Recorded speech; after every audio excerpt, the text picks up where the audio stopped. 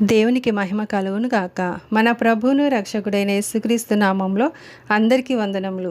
ఈరోజు పరిశుద్ధ గ్రంథంలోని వాక్య పఠనము ఇర్మియా 25వ అధ్యాయము 32వ వచనం నుండి 38వ వచనం వరకు. సైన్యములకు అధిపతియగు యెహోవా ఇలాగు సెలవిచ్చుచున్నాడు. జనము నుండి జనమునకు కీడు వ్యాపించుచున్నది, బూది గంధముల నుండి గొప్ప తుఫాను బయలు వెలుచున్నది.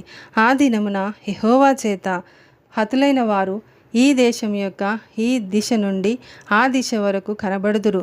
ఎవరును వారిని గూర్చి అంగలార్చరు, వారిని సమకూర్చరు, పాతిపెట్టరు. పెంటవలే వారి శవములు నేల మీద పడియుండును. మంద కాపర్లారా గోలలెత్తుడి, మొరపెట్టుడి. మందలోని ప్రధానులారా బూడిద చల్లుకొనుడి. మీరు మరణము నొందుటకై దినములు పూర్తి ఆయను. నేను మిమ్మును చెదరగొట్టెదను. రమ్యమైన పాత్రవలే మీరు పడుదురు. మంద కాపర్లకు ఆశ్రయస్థలము లేకపోవును. మందలోని శ్రేష్టమైన వాటికి రక్షణ దొరకకపోవును. ఆలకించుడి, మంద కాపర్ల మొర వినబడుచున్నది, మందలోని ప్రధానుల గోల వినపడుచున్నది. యెహోవా వారి మేత భూమిని పాడు చేసి ఉన్నాడు. నెమ్మది గల మేత స్థలములు యెహోవా కోపాగ్ని చేత పాడాయను.